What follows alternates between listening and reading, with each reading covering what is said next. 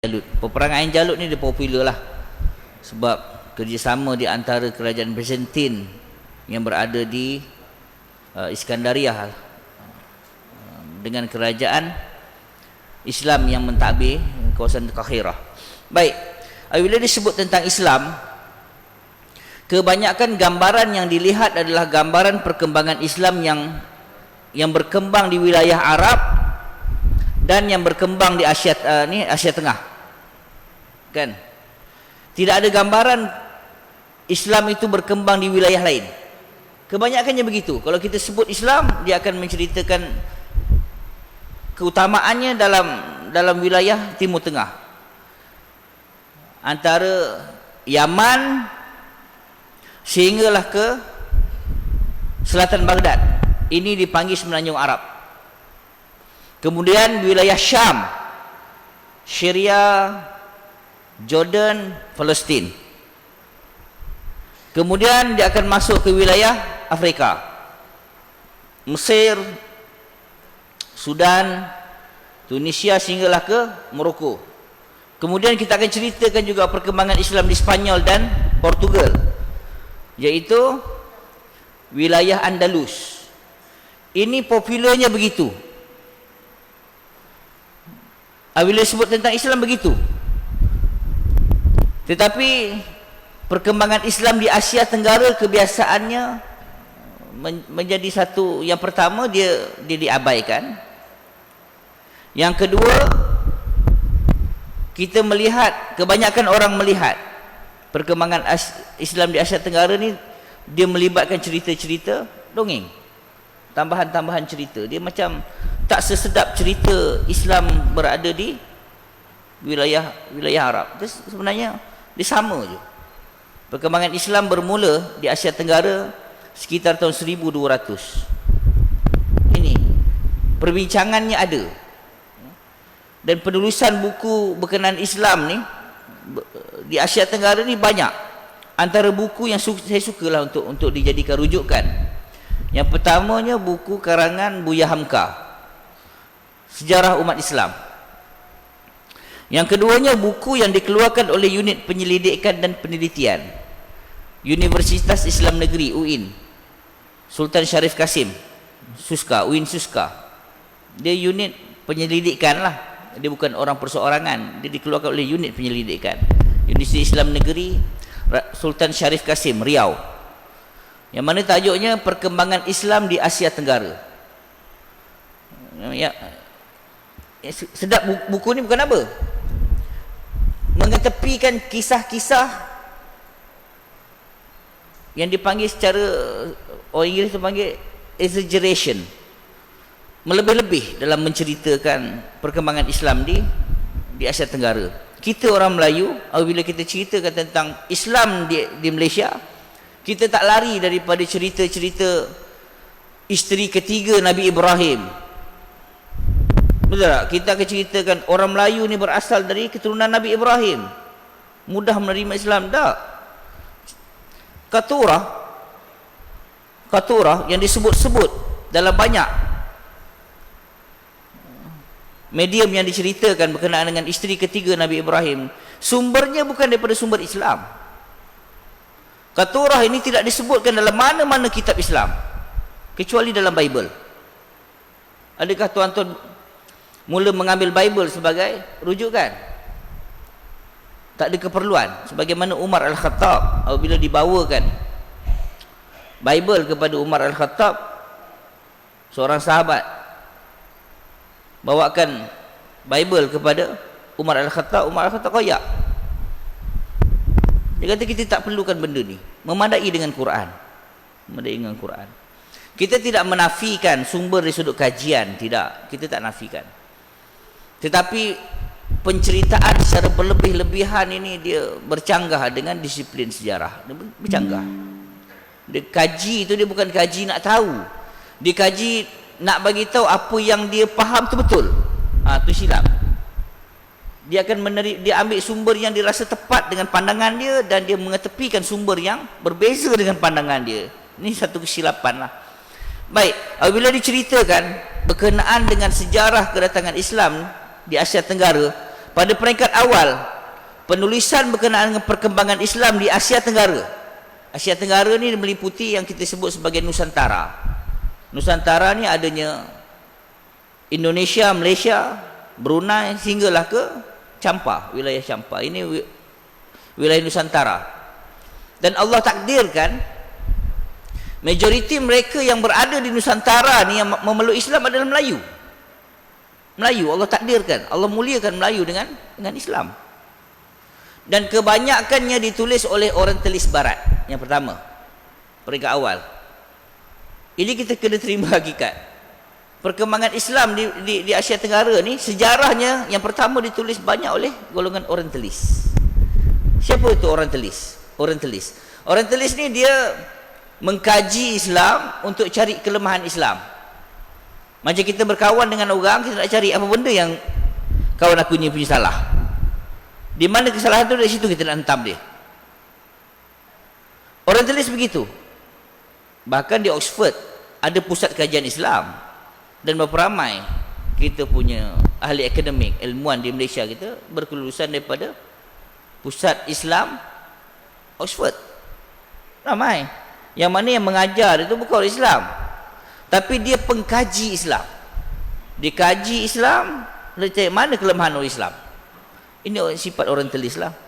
Dan yang kedua, perkembangan penulisan sejarah itu banyak ditulis oleh bangsa Eropah, penjajah-penjajah yang masuk ke Nusantara, dan mereka menulis sejarah semula, menulis sejarah.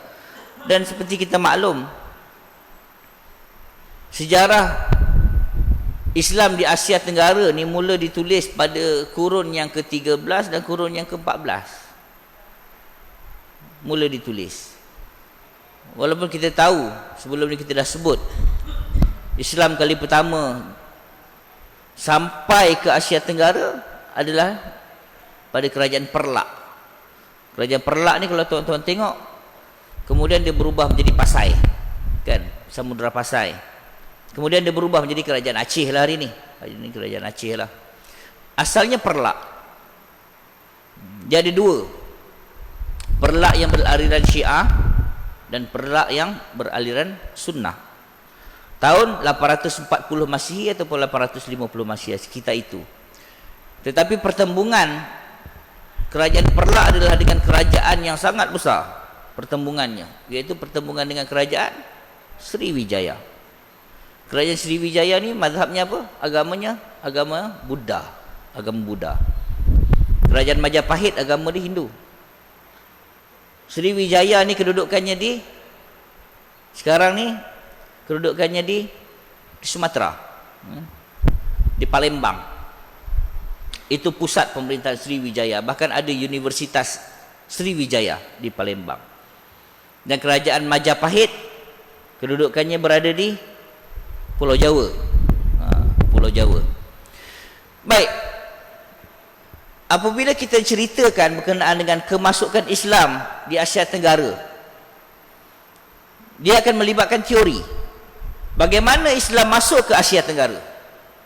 Ini disebutkan dalam buku sejarah Islam di Asia Tenggara yang dikeluarkan oleh UIN Suska, Universitas Islam Negeri Sultan Syarif Kasim, Riau. Disebutkan beberapa teori. Dan teori ini kita tahu. Yang pertama, Islam datang ke Indonesia, ke Malaysia, tempat kita, berdasarkan beberapa laluan. Yang pertama, laluan dari India. Betul tak? Itu yang kita belajar daripada sekolah sampai hari ini. Macam mana teori ini ada? Dari mana teori ini ada? Teori ini diambil berdasarkan masyarakat di Gujarat. Tuan-tuan buka peta tengok Gujarat. Mengapa dikatakan datang daripada Gujarat? Yang pertama, mereka ambil kira masyarakat di Gujarat bermazhab Syafi'i. Bermazhab Syafi'i. Kemudian Gujarat adalah pusat perdagangan. India yang disebut Islam datang dari India itu dari Gujarat. Teori yang pertama. Yang pertama kerana apa? Kerana masyarakat Gujarat bermazhab Syafi'i, dan kita juga di Asia Tenggara bermazhab Syafi'i. Kemudian Gujarat adalah pusat perdagangan. Maksudnya mereka ulang-alik di antara Gujarat ke Nusantara itu kerap berlaku, dan adanya catatan pada perkara tersebut. Dicatatkan oleh pedagang-pedagang dari China.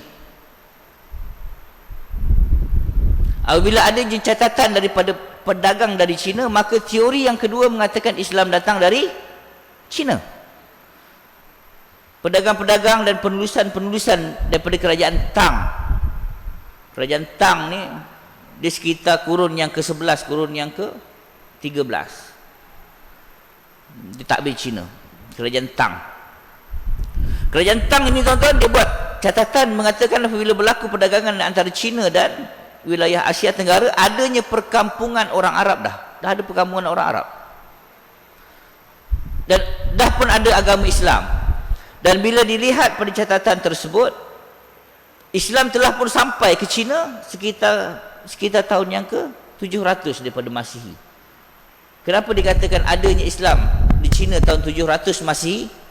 Kerananya adanya kubur sahabat di China, adanya kubur Sa'ad bin Abi Waqqas. Apabila adanya kubur Sa'ad bin Abi Waqqas, maksudnya Islam datang lebih awal di China. Ini teori yang kedua, Islam datang dari China. Walau bagaimanapun, pendapat yang mengatakan Islam datang dari China ini kebanyakannya ditolak. Yang pertama, mereka yang beragama Islam di China tidak bermazhab Syafi'i. Majoritinya bermazhab Hanafi. Jadi teori ini kebanyakannya ahli sejarah tolak. Dia kata mustahil kalau Islam datang dari China. Antara pengaruh yang dibawa adalah pengaruh pengamalan mazhab. Jadi teori datang daripada Gujarat tu setakat ni kuat, dia katakan. Okey, ini teori yang kedua. Teori yang ketiga, Islam datang dari wilayah Bengal. Bengal ni wilayah mana? Sebahagian daripada India dulu, dan sekarang ni Bangladesh. Jadi tuan-tuan jangan kutuk sangat Bangladesh yang nyapu-nyapu sampah depan tu. Teori yang ketiga mengatakan Islam datang ke tanah Melayu, ke Nusantara, Indonesia, Malaysia, adalah dari Bengal atas alasan semasa zaman Bani Umayyah memerintah, Khalifah Abdul Malik bin Marwan, kita pernah sebut dulu dah dalam Tarikh Al-Khulafa, kita bincangkan. Abdul Malik bin Marwan, dia ada tiga panglima besar dia. Salah seorangnya nama Muhammad bin Qasim. Selain daripada Hajjaj bin Yusuf, Muhammad bin Qasim diamanahkan untuk buka dan kembangkan Islam di wilayah Asia. Dan Islam sampai di wilayah Asia yang terawal adalah wilayah Sind. Sind sekarang ni berada di dalam negara Pakistan, wilayah Sind. Tahun 90 Hijrah, wilayah Pakistan kan dulu Bangladesh sebahagian daripada Pakistan. Dia ada Pakistan Timur, Pakistan Barat. Kemudian berlaku perjuangan kemerdekaan tahun 70-an. Merdeka Bangladesh dengan bantuan ketenteraan dari India. Kan? Dan Bangladesh itu adalah wilayah Bengal. Yang mana orang Bangla itu dia tak cakap bahasa Pushtun ke, dia tak cakap bahasa Urdu, tidak. Dia cakap bahasa Bengal. Teori ini juga majoriti ahli sejarah mengatakan tak kena. Walaupun Islam sampai awal di wilayah Bengal, tetapi pengaruh mazhab itu. Kenapa wilayah Asia ini bermazhab Syafi'i, bukan bermazhab Hanafi? Geng-geng Bangladesh, India, Pakistan, mereka bermazhab Hanafi. Sebab tu kita ada Masjid India dekat Kuala Lumpur tu, Masjid India. Masjid India tu kalau tuan-tuan tak biasa, tuan-tuan pergi lepas dia azan, tuan-tuan tunggu, tak semayang-semayang, tunggu lama. Bila nak semayang? Kalau biasa pergi Masjid India tu lah. Kalau tuan-tuan nak lagi best, pergi semayang di Masjid India Jumaat dengar khutbah. Confirm tak faham? Nak merasai pengalaman semayang di terasa macam semayang dekat New Delhi, pergi Masjid India. Confirm tak faham? Saya kena dah sekali. Kena tu tak pergi dah. Rasa macam tak sah main Jumaat tu. Sebab syarat sah main Jumaat di sisi mazhab Syafi'i kita apa? Kita mesti dengar khutbah dan faham khutbah. Tertidur pun tak boleh. Ini tak tidur tapi tak faham. Tak payah lidah kata hari ni. Tak gidah lepas tu. Jadi Islam datang dari wilayah Bengal. Teori ini juga kebanyakan ahli sejarah kata tak kena. Wilayah Bengal bermazhab Hanafi. Masih kuat lagi teori dari Gujarat. Orang Gujarat bermazhab Syafi'i. Teori yang keempat, Islam datang dari Mesir. Islam di Nusantara ini memang datang dari negara Arab, dari Mesir. Kerana apa? Majoriti penduduk Mesir, wilayah utara Mesir, mereka bermazhab Syafi'i. Pertama. Yang kedua, majoriti orang Arab Mesir, utara Mesir, mereka pedagang. Mereka pedagang. Berdasarkan catatan daripada kerajaan Tang Cina, dia menyebutkan bahawa bila orang Cina sampai di wilayah Sumatera, telah pun ada di utara Sumatera tu, maksud dia wilayah Pasai lah, Perlak, Samudra Pasai, sekarang ni Aceh lah maksudnya. Telah pun ada perkembangan Arab, perkampungan orang Arab, perkampungan orang Arab. Jadi nanti kita bahaskan macam mana adanya perkampungan orang Arab. Jadi ada kemungkinan begitu. Namun yang mengatakan Islam datang dari Mesir ini mereka ubah. Maksud dia setelah kajian dibuat, teori yang kelima pun muncul. Dia kata salah, bukan daripada Mesir, tetapi dari Hadraul Maut. Ada kemungkinan pendapat ni agak kuat. Ada kemungkinan. Sebab apa? Kebanyakan mereka yang berada di Hadraul Maut bermazhab Syafi'i. Mazhab Syafi'i. Ada kemungkinan tak? Ada. Yang pertama. Yang keduanya, dan mereka di Hadraul Maut ataupun secara umumnya dari Yaman, mereka ni adalah pedagang rempah. Memang mereka pedagang. Dan kena pula dengan Asia Tenggara, Malaysia dan Indonesia khususnya. Ada perkampungan orang Arab. Bila tanya orang Arab ni asal mana? Yaman. Yaman saja, kan? Sampai kedai makan nama Hadraul Maut. Orang Arab ni boleh pandai makan nasi tak sampai 100 tahun lagi, tuan-tuan. Orang Arab ni pandai makan nasi tak sampai 100 tahun lagi, tapi dia punya nasi mahal daripada nasi kita. Orang Melayu makan nasi beratus tahun dah. Tak ada lagi dekat negara Arab tu kita pergi nasi Melayu, tak ada. Orang Arab ni tak ada 100 tahun pandai makan nasi, ada nasi Arab mahal pula tu. Jadi teori ni yang mengatakan Islam datang dari Yaman tu ada dia punya logiknya. Jadi kelogikan itu berada di dua tempat. Yang pertama, Islam datang dari Yaman, dari negara Arab. Yang kedua, Islam datang dari Gujarat, India. Okey, baik. Dan teori yang ketiga, yang keenam, yang keenam, Islam memang datang dari wilayah semenanjung Arab, iaitu yang sekarang kita panggil Arab Saudi.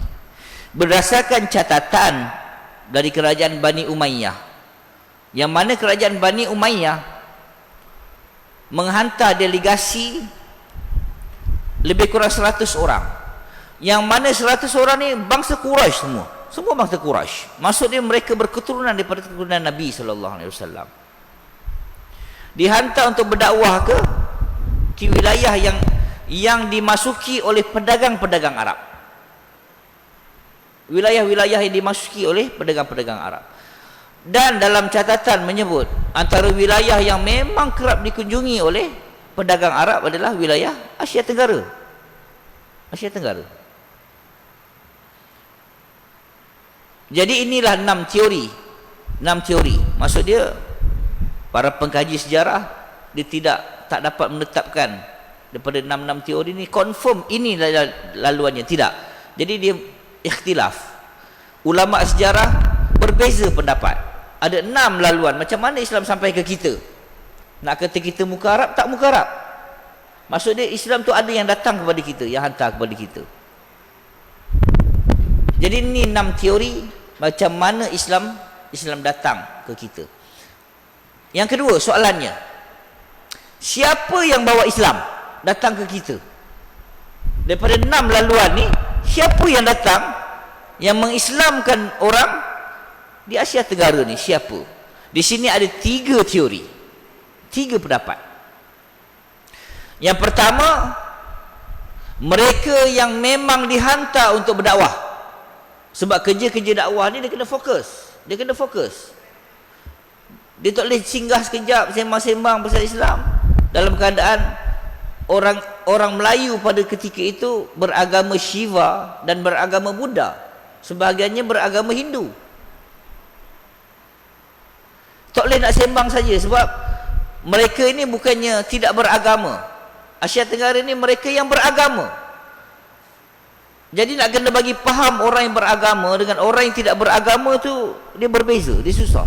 Dia tak macam nak bagi faham orang Badawi tengah-tengah padang pasir kan datang jumpa Nabi.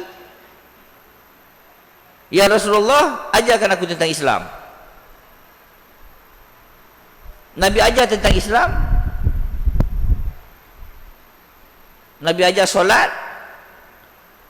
Nabi bagi tahu Islam kena buat sekian, balik. Hari yang sama balik. Dia balik sekampung di Islam. Sekampung di Islam. Kalau kaedah begitu dibuat pada orang Melayu pada zaman tersebut. Cerita pasal Islam hari ini pagi sampai ke petang dia cerita ke orang Melayu begitu. Dia kata dah pergi balik sekampung tak Islam gitu. Sebab yang dengar tak faham. Yang mendengar tu tak faham nak sampaikan apa ke orang kampung. Kan? Jadi yang pertama memang dia datang untuk berdakwah. Mana teori ni mengatakan datang berdakwah? Berdasarkan yang saya sebutkan tadi.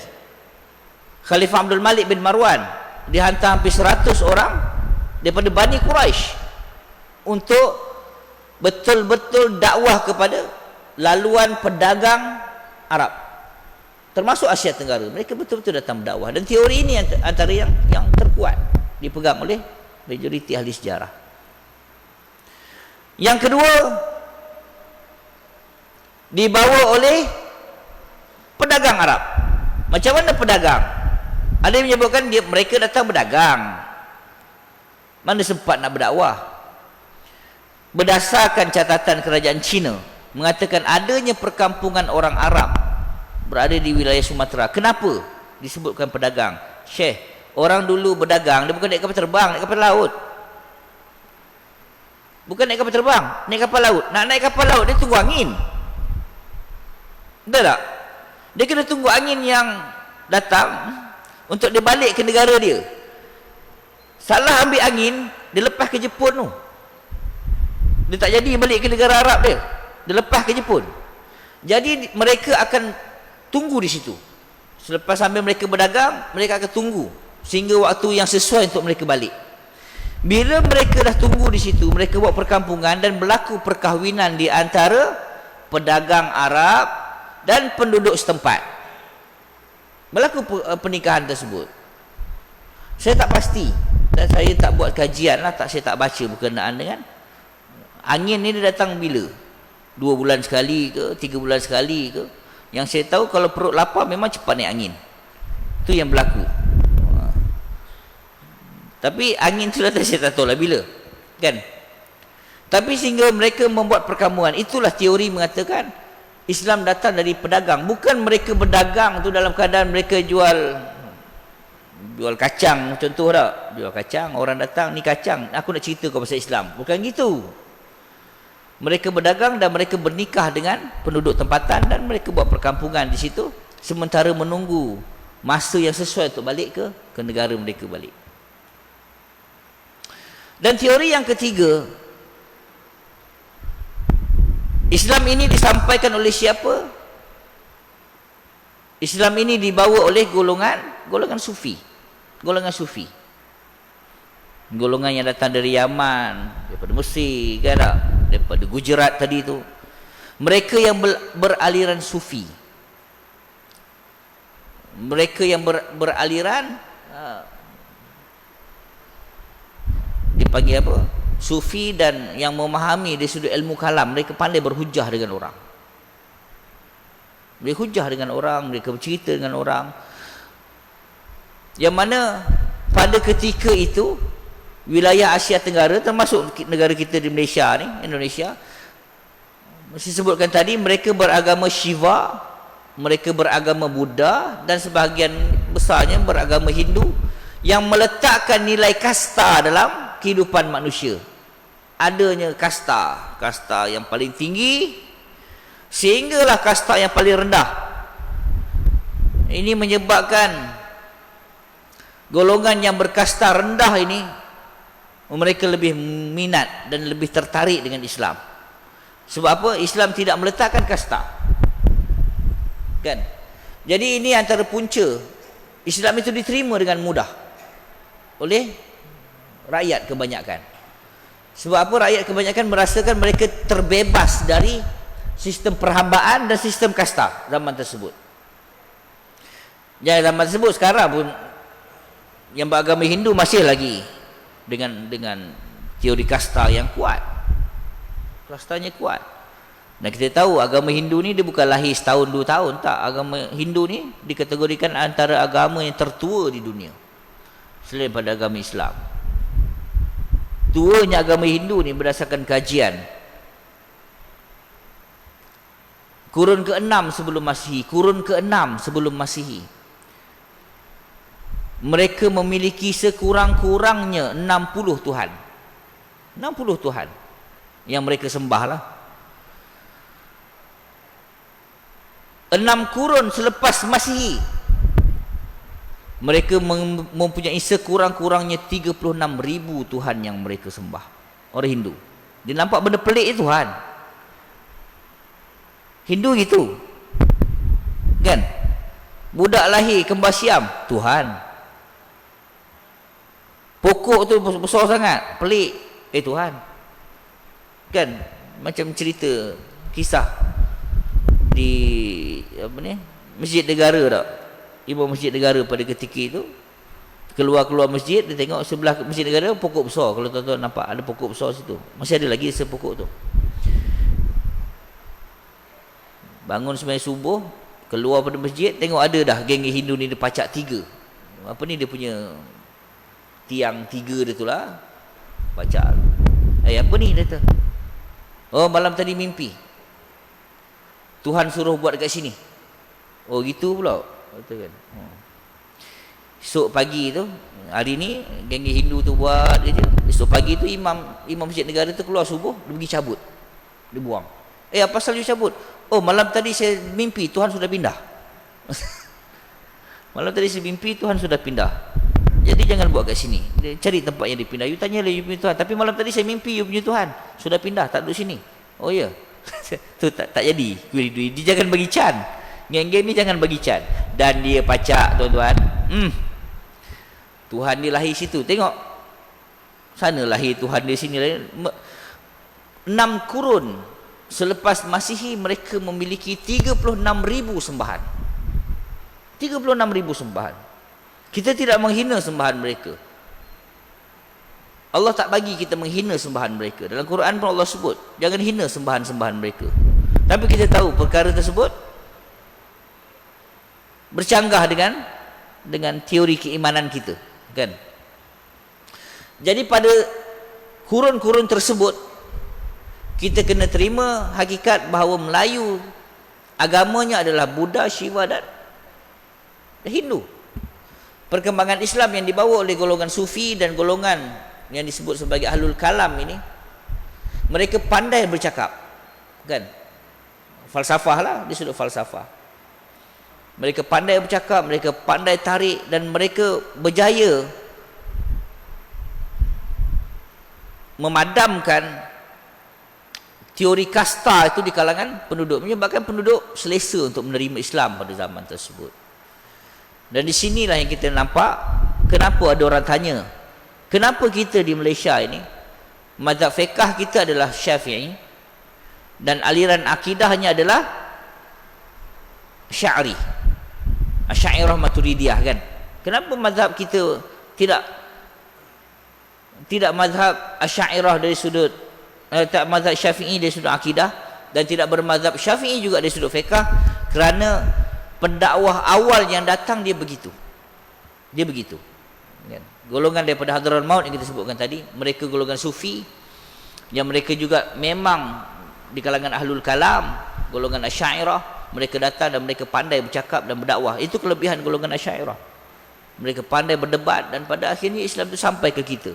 Ini hadiah terbesar, maksud dia jasa besar ulama-ulama terdahulu di kalangan Asy'ariyah yang membawa Islam, dan akhirnya kita menerima Islam. Inilah yang kita bincangkan pada hari ini. InsyaAllah minggu depan kita sambung perkembangan Islam di Asia Tenggara ni. Bermula tahun 1200 tu, apakah kerajaan-kerajaan yang ada, dan bagaimana Islam itu berkembang, dan bagaimana tertubuhnya kerajaan-kerajaan. Tuan-tuan tengok ya, umat Islam dijangkakan pada tahun ni mencecah 1.9 bilion. 1.9 bilion. Dan manusia di dunia ni keseluruhannya dijangkakan mencapai 7 bilion. Maksudnya ada 4.1 bilion manusia yang tidak mengucapkan la ilaha illallah Muhammadur Rasulullah. Dan ada golongan yang berusaha untuk mendakwahkan mereka ni. Itu yang pernah kita bincangkan, bahawa gelanggang dakwah ni dia luas. Ada orang berdakwah dalam sektor masyarakat, berjalan rumah ke rumah, jumpa orang. Golongan tabligh sebagai contoh. Mereka dakwah itu tua dia kritik. Ada golongan didakwah dalam gelanggang arena muzik, artis. Ya tak? Ya, kita takkanlah kata oh, bagus menyanyi. Taklah sampai begitu. Tapi kita pun mengatakan ya, dia ada jasa je dalam golongan-golongan artis yang tidak Islam. Mereka terima Islam berdasarkan kadang-kadang geng-geng nasyid ni lah. Bukan tak? Setiap orang memiliki gelanggang dakwah yang berbeza. Golongan sufi memiliki gelanggang dakwah mereka. Golongan tarekat, kita berharap jangan ghulu, melampau lah dalam benda tu kan. Cuma selagi berpegang dengan syariat, tidak masalah. Dakwah lah tuan-tuan. Dan kita tengok dengan usaha yang dilakukan oleh orang terdahulu, Islam itu sampai pada kita pada hari ini. Dan di sinilah kita hari ini Ramadan, kita berpuasa sebagai umat Islam. Ini jasa orang dulu. Tak? Tanpa mereka mungkin kita masih lagi agaknya duk pakai baju kuning berjalan depan tu. Kan? Ini jasa yang Allah muliakan kepada mereka, dan Allah tinggikan darjat kita sebagai orang Islam. InsyaAllah minggu depan kita akan tengok apakah kerajaan-kerajaan awal yang muncul selepas Islam itu datang, selain daripada kerajaan Perlak, dan bagaimana Islam itu berkembang di Asia Tenggara. Dan mudah-mudahan Allah mudahkan urusan kita, dan kita dapat menghabiskan Ramadan. Tuan-tuan, satu soalan terakhir. Apakah yang kita tunggu sepanjang Ramadan? Sepanjang kita berpuasa ni, apa yang kita tunggu? Yang saya tahu, setiap hari kita akan tunggu azan maghrib. Itulah yang kita tunggu setiap hari. Wallahu a'lam. A'udzubillahi minasyaitonirrajim. Bismillahirrahmanirrahim. Alhamdulillahirabbil alamin, wassalatu wassalamu ala nabiyil amin wa ala alihi washabihi ajmain. Allahumma faqihna fid din wa 'allimna ta'wil wahdinas siratal mustaqim. Allahumma arinal haqqa haqqan warzuqna ittiba'ahu wa arinal batila batila warzuqna ijtinabah. Rabbana amanna bima anzalta wattaba'na ar-rasula faktubna ma'asyahidin. Rabbana atina fid dunya hasanah fil akhirati hasanah wa qina adzabannar. Sallallahu ala khairi khalqillah Muhammadin sallallahu alaihi wasallam. Alhamdulillahi rabbil alamin. Assalamualaikum warahmatullahi wabarakatuh.